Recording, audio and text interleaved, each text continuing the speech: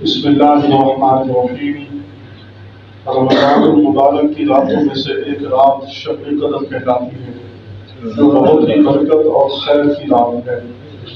قرآن حکیم نے اس کو 1000 مہینوں سے افضل بتلایا ہے۔ ایک رات 1000 مہینوں سے افضل ہے۔ 1000 مہینے کے 83 سال 4 ماہ ہوتے ہیں۔ خوش نصیب ہے وہ شخص جس کو اس رات کی عبادت نصیب ہو جائے کہ جو شخص اس ایک رات کو عبادت میں گزار دے، اس نے گویا کہ 83 برس 4 ماہ سے زیادہ زمانہ کو عبادت میں گزار دیا۔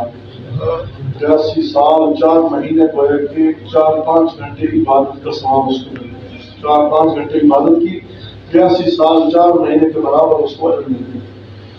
اور اس میں زیادتی کا بھی حال معلوم نہیں کہ 1000 مہینوں سے کتنے ماہ زیادہ افضل ہے۔ اللہ جل شانہ کا حقیقت بہت ہی بڑا انعام ہے قدر دانوں کے لیے۔ یہ ایک بے نہایت نعمت برآمد فرمائی۔ در منصور میں حضرت انس رضی اللہ عنہ سے حضور کریم صلی اللہ علیہ وسلم کا یہ ارشاد گرامی نقل کیا ہے کہ شب قدر حق تعالی جل شانہ نے میری امت کو برآمد فرمائی، پہلی امتوں کو نہیں دی۔ لو جی یہ ہمارا انعام ہے۔ شب قدر اس امت کی خصوصیت ہے۔ اس بارے میں مختلف روایات میں ہے کہ اس انعام کا سبب کیا ہوا، اللہ تعالیٰ نے یہ انعام کیوں دیا۔ بعض احادیث میں وارد ہوا کہ نبی کریم صلی اللہ علیہ وسلم نے پہلی امتوں کی عمروں کو دیکھا کہ بہت ہوئی اور آپ کی امت کی عمریں بہت تھوڑی ہیں، اگر وہ نیک اعمال میں ان کی برابری بھی کرنا چاہیں تو ناممکن۔ تو اللہ تعالیٰ کے اس لاڈلے نبی صلی اللہ علیہ وسلم کو رنج ہوا، اس کی تلافی میں یہ رات مرحمت ہوگی کہ اگر کسی خوش نصیب کو 10 راتیں بھی نصیب ہو جائیں اور ان کو عبادت میں گزار دے تو گویا کہ 833 سال 4 مہینے سے زیادہ کامل زمانہ عبادت میں گزار دیا۔ جس آدمی نے 10 راتیں شب قدر کی پاری، اس نے 833 سال 4 مہینے سے زیادہ زمانہ کامل عبادت میں گزار دیا۔ پہلے امتوں کی عمریں بہت زیادہ، قرآن حکیم خود کہہ رہا ہے وَلَقَدْ أَرْسَلْنَا نُوحًا إِلَىٰ قَوْمِهِ فَلَبِثَ فِيهِمْ أَلْفَ سَنَةٍ إِلَّا 50 عَامًا۔ نوح علیہ السلام کا زمانہ نبوت 950 سال ہے۔ زمانہ نبوت تو ملتی ہے 40 سال کے بعد، اس کے علاوہ 50 سال 1000 سال ان کی عمر بنا لو تو اب ہماری عمر کتنی ہے؟ 50-60 سال۔ تو آپ صلی اللہ علیہ وسلم کو بڑا رنج ہوا کہ میری عمر کی عمر بہت تھوڑی ہے، ان کے اعمال کیسے جو ہے ان کے برابر ہو جائیں گے۔ تو اللہ تعالیٰ نے اس رنج کی تلافی فرمائی، یہ ایک رات اللہ۔ بعض روایات سے معلوم ہوتا ہے کہ نبی کریم صلی اللہ علیہ وسلم نے بنی اسرائیل کے ایک شخص کا ذکر فرمایا کہ 1000 مہینے تک اللہ کے راستے میں جہاد کرتا رہا۔ 1000 مہینے 83 سال 4 مہینے مسلسل جو ہے نا وہ جہاد کرتا رہا۔ صحابہ کرام کو اس پر رشک آیا، اللہ جل شانہ نے اس کی تلافی کے لیے اس رات کا نزول فرمایا۔ صحابہ کرام پریشان ہو گئے کہ اس نے 1000 مہینہ مسلسل جہاد کر رہا، ہماری جو عمریں نہیں ہے، پریشان ہو گئے۔ تو اللہ تعالیٰ نے یہ رات عطا فرمایا۔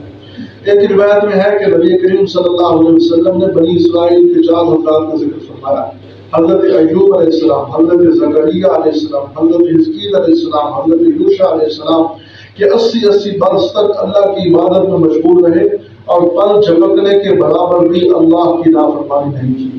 اللہ کے نبی تھے۔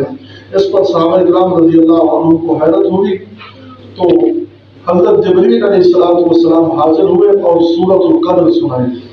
اس کے علاوہ اور بھی روایات ہیں۔ اس قسم کی اختلاف روایات کی اکثر وجہ یہ ہوتی ہے ایک ہی زمانہ میں جب مختلف واقعات کے بعد کوئی آیت نازل ہوتی ہے تو ہر واقعے کی طرف نسبت ہو سکتی ہے۔ ایک ہی زمانے میں آپ صلی اللہ علیہ وسلم کو بھی افسوس ہوا، آپ صلی اللہ علیہ وسلم نے اسی زمانے میں صحابہ کرام کے سامنے بنی اسرائیل کا ذکر کر دیا، 1000 مہینے یاد کرتا رہا۔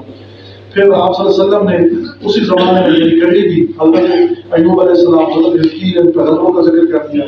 اب یہ صورت نازل ہوئی تو صورت کی نسبت سب کی طرف کر دی گئی، یہ سبب ہوا ہے صورت کے نزول کا۔ لیکن امت محمدیہ کے لیے یہ اللہ جل شانہ کا بہت بڑا انعام ہے کہ یہ رات بھی اللہ ہی کا عطیہ ہے اور اس میں عمل بھی اسی کی توفیق سے میسر ہوتا ہے۔ کس قدر قابل رشک ہیں وہ مشائخ، وہ بزرگ جو فرماتے ہیں کہ بلوغ کے بعد سے مجھ سے شب قدر کی عبادت کبھی موت نہیں ہوئی۔ جب سے بالغ ہوئے اس وقت سے جنہیں 50 سال عمر گزاری، 60 سال عمر گزاری، تو ہر سال وہ اس رات کے مزے اٹھاتے ہیں۔ البتہ اس رات کی تعین میں علماء کی امت کے درمیان میں بہت ہی کچھ اختلاف ہے، تقریباً 50 کے قریب اقوال ہیں، سب کا احاطہ ناممکن ہے، سوال ہے۔ البتہ مشہور اقوال کا ذکر عن قریب آنے والا ہے۔ کتب احادیث میں اس رات کی فضیلت مختلف انواع اور متعدد روایات سے وارد ہوئی ہے، جن میں سے بعض کا ذکر آتا ہے۔ مگر چونکہ اس رات کی فضیلت خود قرآن پاک میں بھی مذکور ہے اور مستقل ایک سورت اس کے بارے میں نازل ہوئی، اس لیے مناسب ہے کہ اول اس سورت شریفہ کی تفسیر لکھ دی جائے۔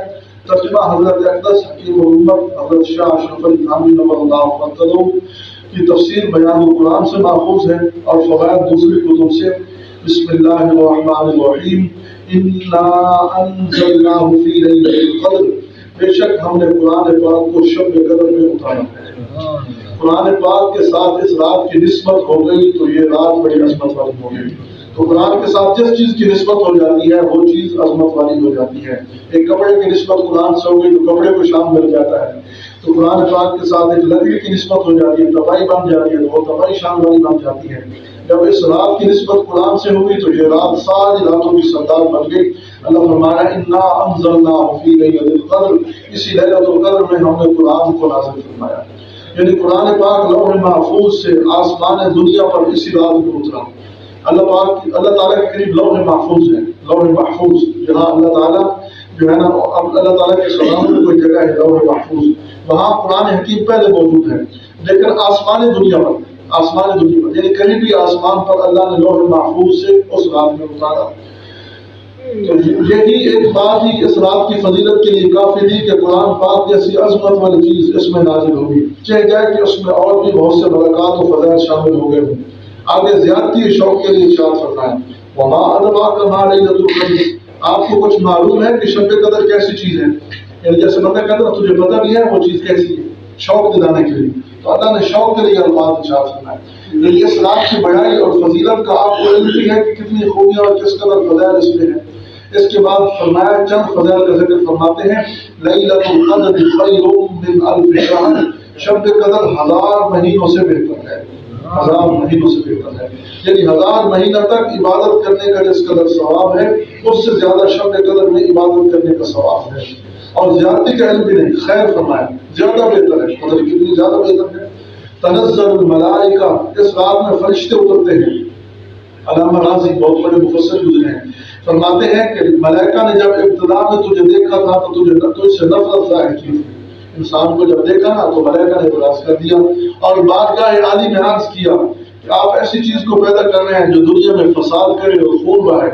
اس کے بعد والدین نے جب تجھے دیکھا تو تو منی کا قطرہ تھا، تجھ سے نفرت کی تھی، حتیٰ کہ کپڑے کو اگر لگ جاتا تو کپڑے کو نہ بناتی، لیکن جب حتی شام نے اس قطرہ کو بہترین صورت مرحمت فرمائی، اللہ تعالیٰ نے بہترین صورت فصواک فعدلک، بہترین صورت میں برابر ڈال دیا، تو والدین بھی شفقت اور پیار کرنے لگے۔ اور آج جب توفیق الہی سے تو شب قدر میں معرفت الہی اور طاعت ربانی میں مشغول ہے تو ملائکہ بھی اپنے فکرہ کی معرفت کے لیے اترتے ہیں۔ تنزل الملائکہ، ملائکہ کیوں آتے ہیں؟ ملائکہ نے کہا تھا کہ یہ انسان ناکار ہے، یہ زمین پر فساد کرے گا، تو فرمایا کہ یہ ملائکہ اس رات میں معذرت کرنے کے لیے آتے ہیں کہ ہم نے تو پر اعتراض کیا تھا، تو اللہ کا اتنا قریبی ہو گیا کہ آج تو اللہ کی واقعہ میں کھڑا ہے، ہم نے تو تجھ پر اعتراض کیا تھا، لیکن معذرت کرنے کے لیے آتے ہیں۔ یہ علامہ راضی کا موقع لکھتے ہیں۔ والروح فیہا، ملائکہ بھی اترتے ہیں اور روح علیہ السلام بھی اترتے ہیں، یعنی روح القدس جبریل علیہ السلام بھی نازل ہوتے ہیں۔ روح کے معنی میں مفسرین کے چند قول ہیں، جمہور کا یہی قول ہے کہ جبریل علیہ السلام، علامہ راضی نے لکھا ہے کہ یہی قول زیادہ صحیح ہے۔ اور حضرت جبریل علیہ السلام کی افضلیت کی وجہ سے ملائکہ کے ذکر کے بعد خاص طور سے ان کا ذکر فرمایا۔ پہلے جو فرمایا نا ملائکہ اترتے ہیں، ملائکہ میں جبریل بھی آ گئے، لیکن وہ خاص فرشتے ہیں اس لیے بعد میں ان کا الگ ذکر فرمایا۔ اور بعد نے فرمایا کہ روح سے مراد ایک بہت بڑا فرشتہ ہے کہ تمام آسمان و زمین اس کے سامنے ایک لقمہ کے بقدر ہے، سارے آسمان و زمین ایک لقمہ کے برابر ہے۔ بعضوں کا قول یہ ہے کہ اس سے مراد فرشتوں کی ایک مخصوص جماعت ہے جو اور فرشتوں کو بھی لیلۃ القدر میں نظر آتے ہیں۔ چوتھا قول یہ ہے کہ اللہ کی مخصوص مخلوق ہے جو کھاتے پیتے ہیں مگر نہ فرشتے نہ انسان ہیں۔ پانچواں یہ کہ عیسیٰ علیہ السلام مراد ہے روح سے، جو امت محمدیہ کے کارنامے دیکھنے کے لیے ملائکہ کے ساتھ آتے ہیں۔ چھٹا قول یہ ہے کہ اللہ تعالیٰ کی خاص رحمت یعنی اس رات میں ملائکہ نازل ہوتے ہیں اور اس کے بعد میری رحمت خاص نازل ہوتی ہے۔ اس کے علاوہ اور بھی چند اقوال ہیں، یہ مفسرین نے احادیث مبارکہ کی روح سے مختلف مطلب بیان کیے ہیں۔ سنن بیہقی میں حضرت انس رضی اللہ عنہ کے واسطے سے نبی کریم صلی اللہ علیہ وسلم کے ارشاد منقول ہے کہ شب قدر میں حضرت جبریل علیہ السلام فرشتوں کے ایک گروہ کے ساتھ اترتے ہیں اور جس شخص کو ذکر وغیرہ میں مشغول دیکھتے ہیں اس کے لیے رحمت کی دعا کرتے ہیں۔ فرشتوں کا سردار رحمت کی دعا کر رہا ہے۔ فرمایا یہ اترتے ہیں بِإِذْنِ رَبِّهِمْ مِنْ كُلِّ أَمْرٍ، اپنے پروردگار کے حکم سے ہر عمل خیر کو لے کر زمین کی طرف آتے ہیں۔ مزار حق میں لکھا ہے کہ اس رات میں ملائکہ کی پیدائش ہوئی اور اسی شب قدر میں آدم علیہ السلام کا مادہ جمع ہونا شروع ہوا۔ اللہ نے فرشتوں کو فرمایا کہ زمین کے مختلف حصوں سے مٹی لے کر آؤ۔ اسی رات میں فرشتوں نے جو ہے نا آدم علیہ السلام کے وہ مادہ جمع کیا۔ اسی رات میں جنت میں درخت لگائے گئے اور دعا وغیرہ کے قبول ہونا تو بکثرت روایات میں بات ہے، دعائیں بھی قبول ہوتی ہیں۔ دور منصور کی ایک روایت میں ہے کہ اسی رات میں حضرت عیسیٰ علیہ السلام آسمان پر اٹھائے گئے اور اسی رات میں بنی اسرائیل کی توبہ قبول ہوئی۔ فرمایا سلام، قرآن مجید کے پاس سلام، وہ رات سراپا سلام ہے، یعنی تمام رات ملائکہ کی طرف سے مومنین پر سلام ہوتا رہتا ہے۔ ایک فوج آتی ہے سلام کر کے چلی جاتی ہے، دوسری آتی ہے۔